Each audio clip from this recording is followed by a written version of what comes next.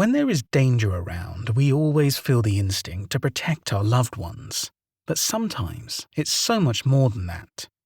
It's a very human feeling to try and protect people in danger, more vulnerable people, and anyone who needs our help. That's how martyrs and heroes always start. But not all the stories about someone bravely protecting others in need become great legends that go down in history. We are surrounded by stories just like that. Stories that happen every day around us when someone was brave or strong enough to face the dangers of this world to protect others. It might be just a single mother doing everything in her power to give a happy childhood to her kid. It might be an older sibling protecting the younger ones from bullies at school. But it might also be a complete stranger that tried to do the right thing and got so much more than they bargained for. Because the horrors of this world not only include injustice and cruel people, but also unspeakable and extraordinary creatures hiding in the darkest corners all around us. The luckiest people never have to deal with those kinds of horror. This isn't a story about lucky people. Everything started in a seemingly simple and uninteresting park in northern Michigan. It wasn't a popular spot at all. In fact, some of the locals even considered it abandoned. But, for a small number of people, it was much closer than any other attraction. It was their best bet to walk their dogs, do some exercise, and take the kids to play on the weekend. It was rare to find too many people there, but it was a familiar spot for everyone that visited it, and the usual visitors were familiar with each other, ready to be kind, generous, and a good friend when the others needed it. Charlie worked out at the park without fail every weekend to get a break from the same old routine at the gym. He always said hello to the dogs and the people walking them. He sometimes played soccer for a moment with the kids. He carried extra snacks and an extra bottle of water, and even gifted someone a sweater during an unexpected storm. Anything to help the people around him. So, one day, when the sun started going down and he heard a little boy crying, he was the first one running over there to offer help and to figure out what was wrong in the otherwise peaceful spot. This had happened countless times before. A dog ran away, someone scratched their knee, a fallen ice cream, a kite stuck on a tree, and things like that. Charlie never expected to be badly shaken by this particular case. When he arrived at the scene, a young mother was trying to calm down a little boy.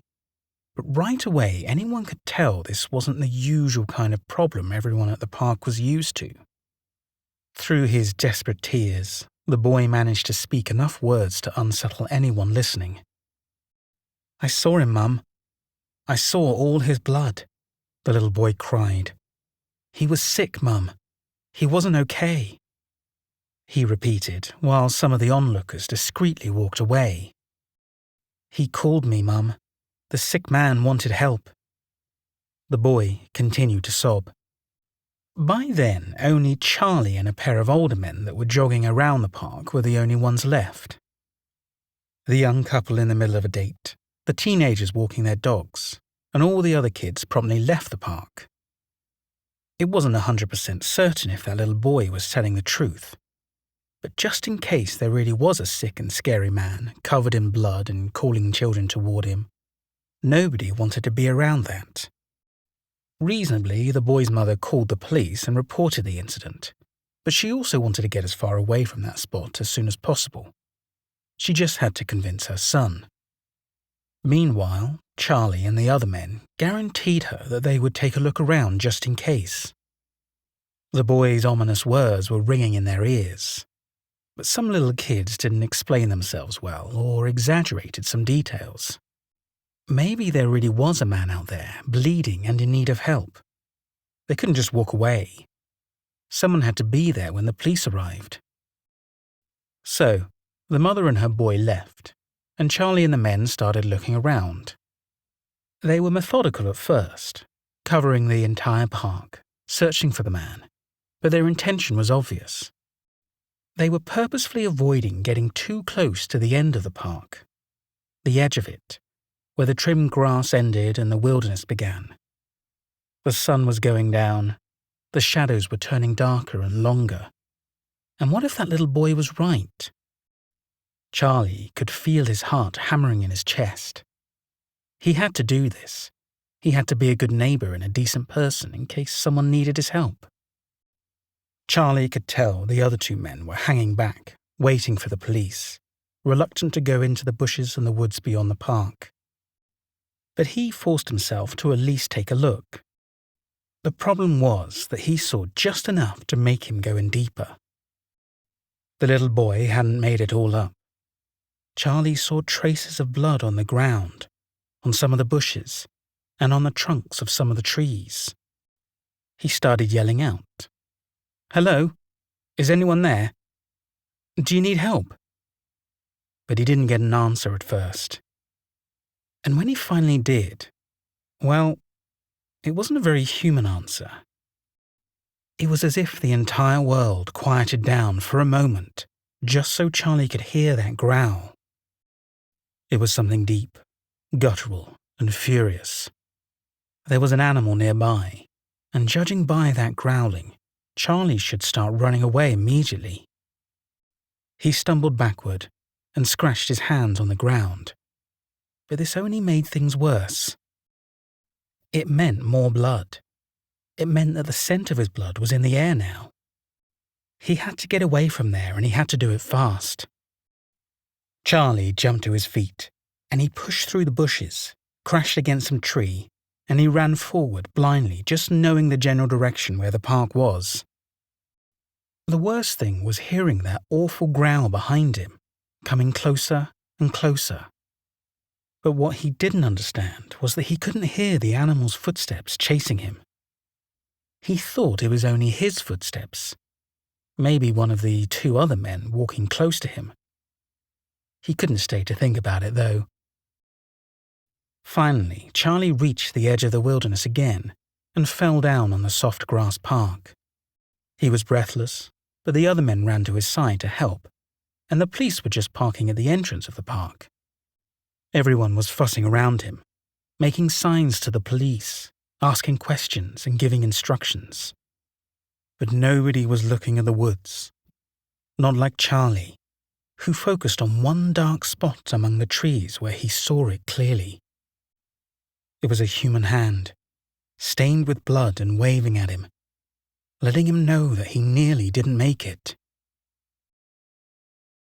Story 2. So many of the stories we tell ourselves, regardless of the genre, are all about love. Comedy is about finding joy with our loved ones. Science fiction is all about love in impossible situations. Adventure and fantasy are about the magic of love. And horror? Horror is about love persisting against all odds, love winning over hate, and love being strong enough to defeat even the worst monsters imaginable. So, one could argue that every challenge and threat is best faced with someone you love by your side. But here's the thing. Love is everyone's strength, but it can very easily be a weakness if you love someone enough to sacrifice for them. Anna and David's story begins as expected, as a love story. They had all the key elements of a perfect tale. A long romance, a perfect wedding, a charming new house, and a fondness for romantic picnics on top of a hill to watch the sun go down.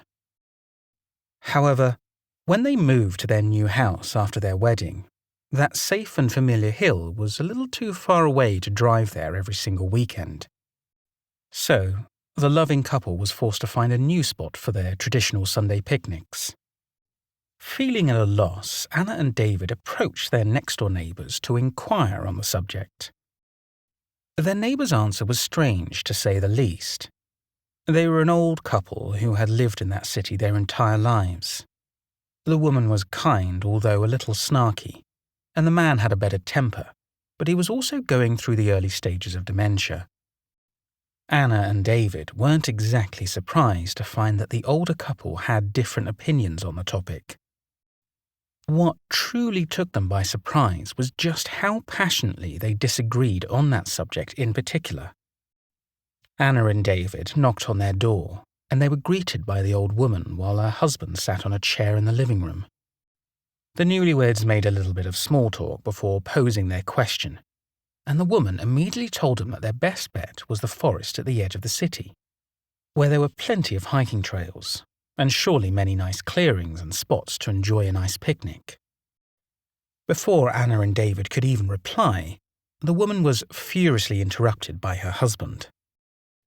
"No, no, not the woods," the old man exclaimed from his place in the living room. The others didn't even think he was listening. "Never return. Don't take me back there again. He'll kill me," he yelled, angrier than the others had ever seen him. "Do you want them to die? Send them off to be killed," he continued to grumble with all his might. He was so agitated that his wife, instead of getting angry right back at him, genuinely worried for his health. The old woman apologized to Anna and David, assured them that it had to be his dementia acting up, and told them that he was probably talking about his years in the war, nothing else. With even more apologies, the woman closed the front door and rushed to take care of her still severely upset husband. Anna and David walked away startled, worried about their neighbor, and infinitely curious about his past in the aforementioned forest. Later that day, after they called their neighbors to check in about the man's health and discovered that he had perfectly recovered, they made a deeply unwise decision. They were going to explore the forest at the edge of town. That Sunday, Anna and David prepared their bags as usual for their traditional picnic. They got in their car, drove just a few minutes to get to the edge of the city, and parked in a lot right in front of the forest, where the hiking trails began. As soon as David turned off the car, they received their first bad sign. The quiet was immediately disturbed by the sound of furious barks coming from right outside the car. They turned around quickly, looking for the dog making all that noise, but they couldn't see him. Not until the beast jumped at David's window. It was a very large dog, completely black with short hair and bloodshot eyes. And although it, fortunately, wasn't foaming at the mouth, its saliva was splattering the car's window. Anna screamed, frightened, and David jumped on his seat. He started hitting the window repeatedly, trying to get the dog to move away. His efforts were in vain, and, in fact, seemed to only anger the dog even more. David started hitting the car's horn, and at least that seemed to scare the dog. A group of people just coming out of one of the trails also stopped by to scare away the angry dog, and it finally worked. The dog ran away toward the forest. Anna and David hesitated, but decided they would probably be okay if they entered the forest from the trail as far away from the spot where the dog went in. If it was an unsafe forest, then it wouldn't have hiking trails advertised, right? Just in case, David thought it would be at least a comfort to pick up a fallen tree branch from the ground to carry with him. Anna and David's optimism was tested again, as soon as they entered the hiking trail. At first, it was something subtle, a solitary bark in the distance. Sometimes it felt impossible, as if a dog was growling right next to their ears, even though they couldn't see anyone or anything around them.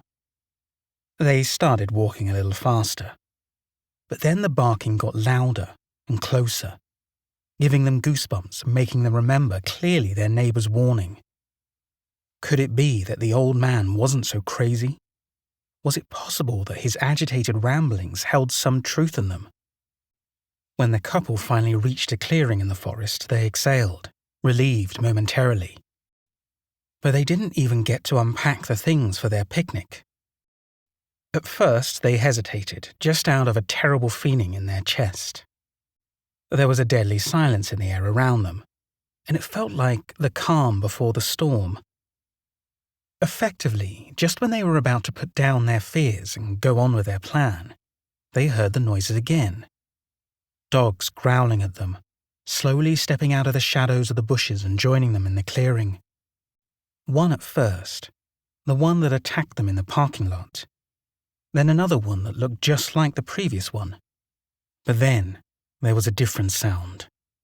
A third beast was coming forward. Its steps were heavier, its growls were louder. And it didn't sneak out of the bushes like the others. It disturbed the entire forest, making even the trees shake. David and Anna had to escape before that one could see them. The couple moved slowly at first, walking backward and hiding their fear. David and Anna had to escape before that one could see them. The couple moved slowly at first, walking backward and hiding their fear. David told Anna to turn around, walk faster, and guide him as he covered her back, and pray that the tree branch would be at least enough to win some time, so at least she could get back to the parking lot and back to civilization. But it seemed like their strategy worked. Their calm demeanor didn't set off the dogs until they were far enough to start running as fast as their bodies could until they reached their car. The worst part of it all? It was the voice of their old neighbor the next time they saw him, asking them, "So did you see him? The big guy with the 2 wild dogs? Or did you also think he was a dog?" Story 3. When thinking about all supernatural creatures that may or not be lurking on the edges of our world, it's fair to wonder what happened first. Did our society expand itself too fast and took over cursed lands that we never should have stepped into? Are there monsters hiding in the shadows as a result of our misdeeds that turned vulnerable men into something unrecognizable? Or is there a chance that, for once, we are completely innocent, and these unnatural, unexplainable threats keep coming closer and closer to us on their own? There's a chance that we really are the victims in some of these stories, that people like us did nothing wrong but accidentally walked in the path of something evil and unforgiving. It might sound terrifying, and with good reason. It's very likely that, in situations like this one, our instinct to feel fear might be our salvation. Mark's story began with a regular old bad day. He was coming back home after a business trip, and everything was going wrong. He was retained for too long talking to his boss. There was an issue with his credit card when he was checking out of the hotel. Too much traffic in the city, and even more traffic on the road home because of a large accident. And the restaurant on the side of the road took way too much time with his dinner. In the end, he probably should have gotten a room at one of the many hotels he passed on his way back home to Michigan. But he was desperate to just return to his house. Just a few more hours, Mark thought. Just 1 or 2 hours more and he would be home. Maybe, after everything that had happened that day, he should have expected one last instant. The problem was that he could have prepared for the flat tire, but there was no way that he would have been able to predict the terrible, terrible company he would receive. It was the middle of the night, and Mark was more stressed than ever. He had given up on glancing at his watch, his phone, and the GPS instructions. He knew his way back home. He was just focused on getting there as fast as possible. His concentration on the goal, however, distracted him from the immediate obstacles on the road. Literally. Mark failed to see the pothole on the road, didn't swerve, and didn't slow down. He only passed over it without seeing it, and the results were disastrous. The car jumped and rattled and he lost control for a brief second. But when everything should have returned to normal, he noticed the consequences. He had a flat tire, and it was pretty bad. Mark parked his car on the side of the road as best as he could to take a look at the damage, and it was definitely worse than he expected. Part of him was really wishing that it wasn't irreversible damage, that he had imagined it all. But it was undeniable. He'd need to change that tire. But, because this really wasn't Mark's lucky day, when he opened the trunk of his car, he found out he had already used his spare tire a while ago and didn't have one anymore. It was the last straw. Mark couldn't help but yell, scream, and exclaim every possible insult at fate and his bad luck. He slammed the trunk shut with a little too much force, and then he was left all alone, in the middle of nowhere, in the middle of the night, with a deadly silence surrounding him. Mark was starting to feel somewhat unsettled by the loneliness, the darkness, and the silence. The next thing he did was call a mechanic and a towing service, but they would take a while to arrive. In the meantime, Mark tried to take a closer look at the flat tire again. He hoped maybe the damage wasn't too bad. Maybe he could hastily fix it a little bit, just enough to get to the next gas station or something. He knelt down beside the tire of his car, aimed the flashlight of his phone at the tire, and studied it for a moment. But then, with just an accidental move to his right, the flashlight illuminated something standing on the other side of the car. 4 black paws, at first. Then, Mark heard a deep growl, and he saw the head of a dog looking down at him from the other side of the car. He hesitated for a moment, but when the dog barked at him, Mark sprung into action. He jumped to his feet, yanked open the door of the car, and threw himself inside. When he was able to lock the door behind him, he felt almost safe. But there was just one problem. In his haste, he dropped his phone outside. As soon as he considered quickly opening the door again to grab his phone, he was startled once again by the rabid dog barking at him from outside the car. The large-sized black dog was barking again, standing up with its front paws against Mark's window. It was terrifying. Mark tried to back away and move to the passenger's seat, but that only made things worse, because halfway through he got scared so badly he hit his head on the roof of the car. There was another dog, growling, barking, and hitting the window of the passenger's door too. Mark was deeply frustrated, and a little more scared than he wanted to admit. His heart was racing, and he didn't know how he would be able to make it out of there. He tried to hide, doubling over and tucking his head between his knees, taking deep breaths, trying to calm himself down. And for a moment, he thought it worked. The dogs calmed down. They were nowhere to be seen. Mark sighed heavily, but he waited a few minutes more before making a move. His phone's flashlight was still on. He knew that all he needed to do was open the door, reach out with one hand, not even get down from the car, and he'd be able to grab it and get back inside behind locked doors in case the dogs returned. He couldn't have suspected there was something worse than feral dogs outside. Mark took a deep breath and opened the car's door as slowly and silently as he possibly could. When he extended his arm toward the phone, a guttural growl made him stop in his tracks. He froze and waited for the dogs to appear, but they didn't. Mark started to move again. His phone was just a few inches away, and then he heard the sound again. A dog snarl, but no dogs visible around him. He had to be quick. He finally reached his phone. Before he could pull back, something grabbed him, and it was much worse than he imagined. He expected a dog's bite, sharp and vicious teeth tearing through his skin. It would have hurt, but it wouldn't have traumatized him as badly as his reality. The thing that grabbed him was human somewhat. It looked very much like a human hand, extremely hairy, strong, and with dirty long nails like claws digging into the skin of his wrist. Mark started screaming. The thing hiding under his car growled and barked even louder. And then, the blinding light.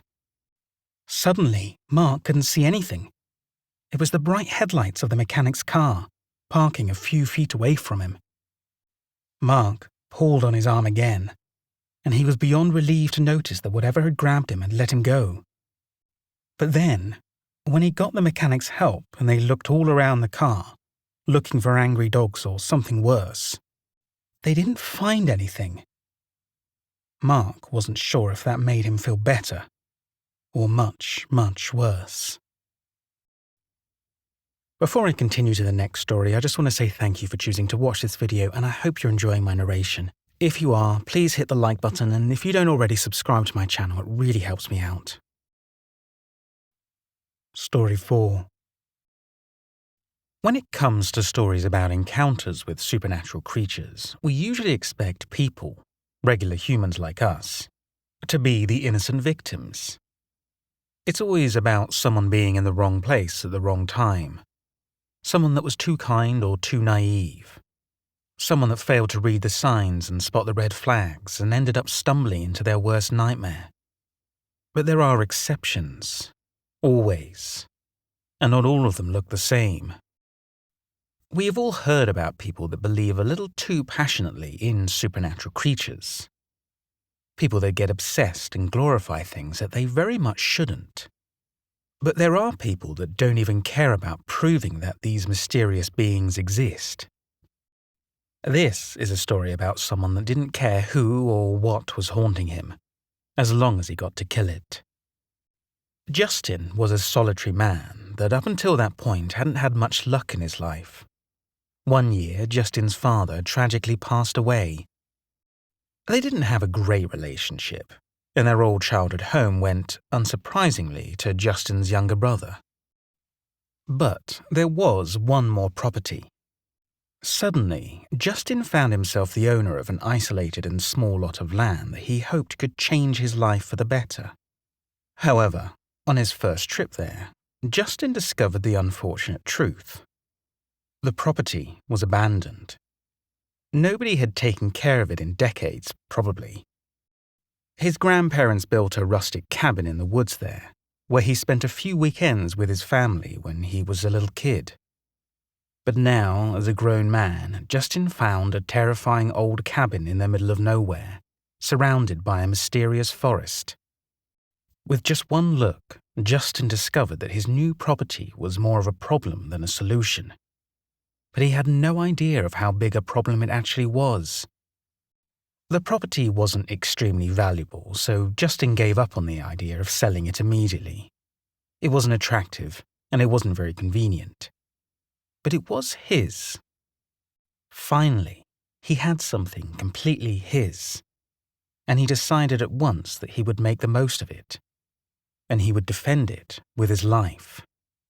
He thought that just because there was a paper kept in some office in the city that meant he was already the sole owner of the place. He never stopped to think that in all the years that cabin spent abandoned, and forgot someone or something might have taken over it. The first day that Justin visited the cabin, he just had a bad feeling and an even worse impression of it all, but he left quickly. On his second visit, he returned much more prepared. He had a truck full of cleaning supplies, tools, some essentials in case he chose to camp there for the night, and his reliable rifle he used for hunting. He had no idea what could be hiding in those woods, and it was a good thing he was prepared. As soon as he opened the front door, he started facing the challenges of his new property. The sound of his truck approaching must have woken up everything that had been living in that dirty old cabin. When he opened the door, he immediately had to jump backward. A large dog ran out of the house. It was so big and so fast that if Justin hadn't reacted on time, the animal would have run him over. Justin scrambled to prepare the rifle, but on this occasion, the animal didn't even glance at him. But it wasn't the only one. As Justin watched the dog run away into the woods, he heard the sound of glass breaking. One of the windows, he thought. He ran inside the cabin, searching for broken windows, trying to spot and kill the animal that dared to make a home on his property, thinking that would square away the others. But no such luck. When he finally entered the bedroom and found a broken window, he looked out the window and didn't see another dog or anything similar running away. The only odd thing he noticed at that moment was the footprints. Human footprints. There were some in that room, and later he would find them all over the cabin. But more noticeably, there were footprints on the ground right outside the broken window, and those were made of blood. Whoever had jumped through the window had stepped on the broken glass and left a bloody trail behind. After that strange incident, Justin started cleaning the house. He found bats on one corner of the ceiling, rats and cockroaches everywhere, and spiders on pretty much every corner. He wasn't sure if the cabin was worth repairing or if it was best to tear it down and build something new, if he could even afford that. Either way, his priority was making sure that there were no dogs or any vagabonds or homeless people invading his property. Then and there he made the choice. He would spend the night there.